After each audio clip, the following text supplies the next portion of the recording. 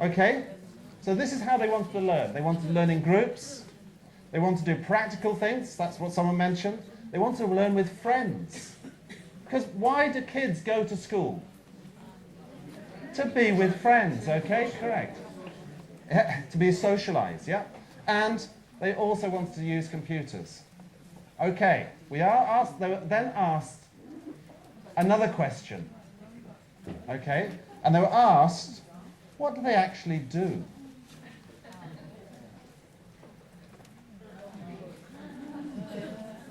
Okay? That is scary, isn't it? Yeah? Isn't that scary? In that actually what they end up doing is doing what you're doing to me, listening.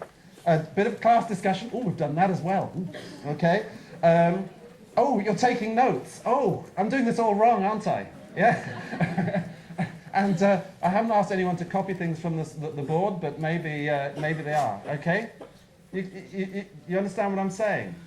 There is a disjoint between what students want to do, and you've just all told me the same thing. Your best teacher was the person that did all those things at the beginning. Yeah? But we are actually doing exactly the wrong things. Okay?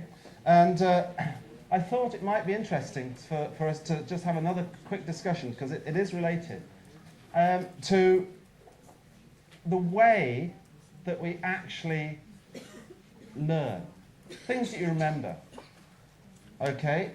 Because what I want to do is really you to think about what was the best learning experience you had. And while you're thinking, I'll just tell you a little story about my best learning experience. It didn't come from the Reverend Dr. David Wallace Hadrill. It came from another teacher called Mr. Robertson, who was a geography teacher. And he was trying to explain something really difficult in geology. And he was a great teacher. He always showed us lots of slides. You know those old-fashioned slides with a slide projector, and he had the little film loops thing he would show us. But we still didn't get it. We didn't understand how the layers of geological rock laid down somehow ended up upside down. So what did he do? One afternoon, he took us to the place where they were cutting through on a road, and we could actually see the rock structure ourselves. Okay? And he literally did it almost on the spur of the moment. He said, I know, we'll get the minibus and we'll go and I'll show you it for real. Okay? And to me, that sticks in my head. I understand that now, because we could actually see the layers actually deformed and twisted. Okay? And it's that practical activity that someone mentioned earlier on. All right? So again, just for a second, and I am conscious that I'm between you and coffee. Okay? So I will keep this short. Can I just ask you then to just think about, okay, what was your best learning experience?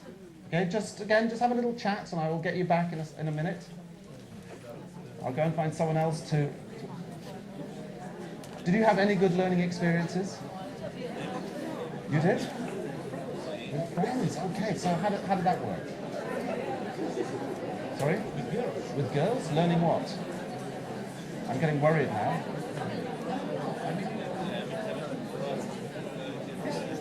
Okay, yeah. Talking to them. Yeah. Okay, with friends. Yeah. You got anything you'd like to offer? Learning by doing something. Actually, have you got an example?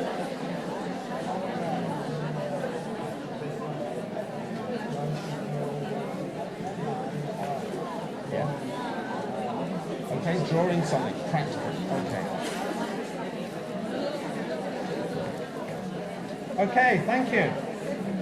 Again, I'll put my hand up and try and get some quiet. Okay, thank you. So, interesting. A couple of examples that I've come up one was with friends. I did get worried when this gentleman was telling me this example. He said it was with girls. But it was actually learning history.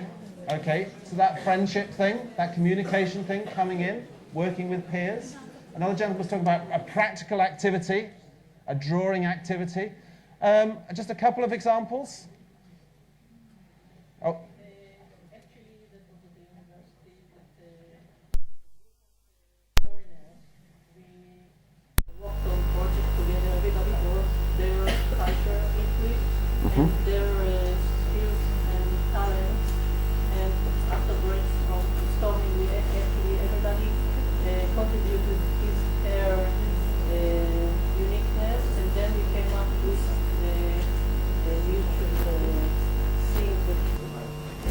Okay.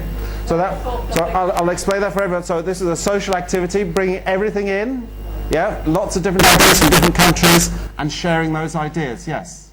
I had a 72-hour exam while I was studying. We all met in the library as a group, as a class. We were given a poem that we didn't know anything about. We had to spend 6-7 hours in the library together and discuss whatever we wanted, use the internet, use the books, use whatever, and then go home and write the paper.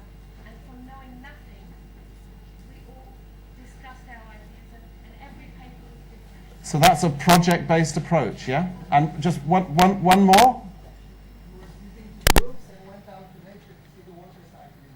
And we did some activities that involved water. We needed to purify water, do things that actually touched the community. And again, it was a group of friends.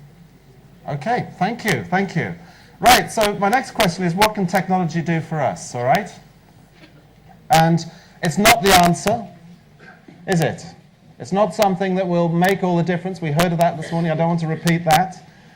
But Apple did a lot of research, actually, about the way technology can be used in education. Actually, this was a 12-year research project called ACOT, Apple Classrooms of Tomorrow. I'll put the reference on in a minute. And they found, actually, that they started this project when there was the Apple II there. I don't know if people are aware of the Apple II. It's one of the first PC computers, yeah?